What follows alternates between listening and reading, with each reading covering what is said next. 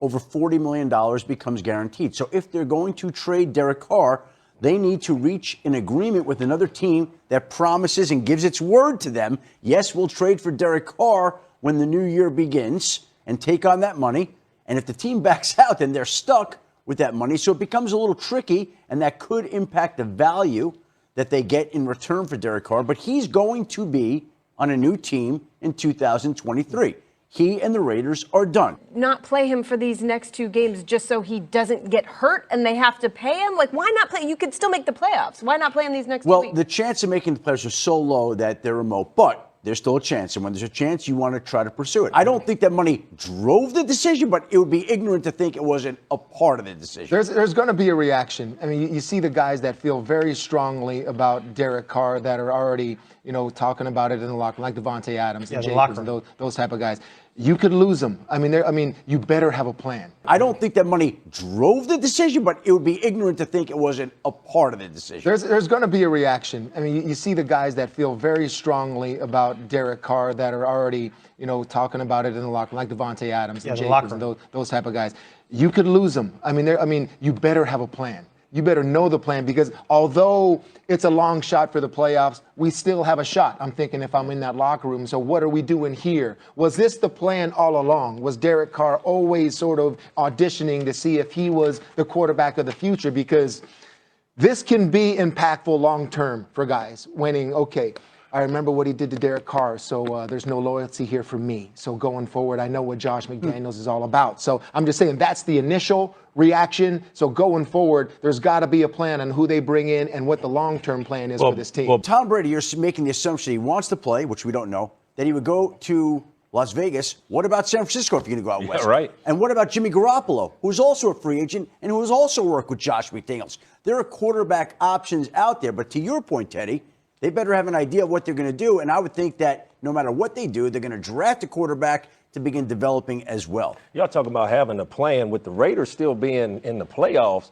We're sitting here talking about, a team of a quarterback that had the C on his chest, the captain. It's not what Derek Carr, did do, is what he didn't do. And that's to lead this team. One thing we said about Josh McDaniels, you heard me say it time and time again about this offense, how sophisticated it is. So you talking about having a plan. Stidham has been in Josh McDaniels' offense before.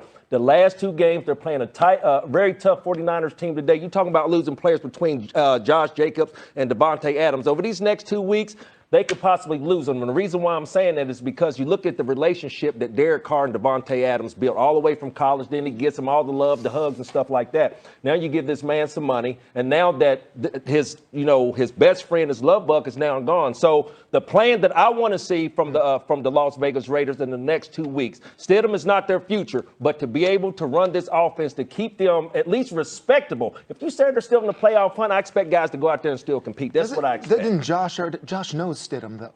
Josh knows Josh Stidham for when he came into where it is now. He brought him into Las Vegas. So it's like, I'm just saying, I'm in that locker room and Josh is up there saying an opportunity to see a young kid play. And it's like, come on, man, this is your guy. I mean, you've seen him before. This guy already. So this is everything that we're going through in the locker room in terms of feelings, because I'm telling you, when the most upset I had ever been at the New England Patriot organization was when they got rid of Lawyer Malloy. And it was just like that. They got rid of him and he was traded to the Buffalo Bills. And all of a sudden, everyone's pissed at Bill. Everyone's pissed at the coach. Everyone's pissed at upper management. So that's what's going on right now. By the way, you won a Super Bowl that Sunday. We lost. We lost. You lost 31-0. Yeah. All the reasons you would bench Derek Carr, the money, the interceptions, all of that. I just think this is a huge lack of respect, how to handle this player. Randy, you're talking about the guy that wears the C on his chest. Yes. For years and years and years. All those stars are filled in on that C on his chest.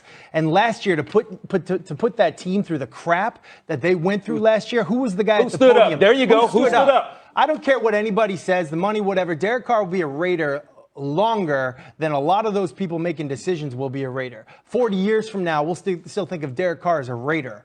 Maybe he had a part in this, but just from the outside looking in, this is disappointing. To have the guy not even in the building, to have him not on the sidelines after everything that he's given you, after everything he's put his body on the line for you, that is garbage to me. Now maybe he didn't want to be there, and so if that's true, I'll back off on that. But the way they've handled it is, to me, it's just a huge lack of respect. I just have a hard time buying that whole. Them saying that he didn't want to be a distraction.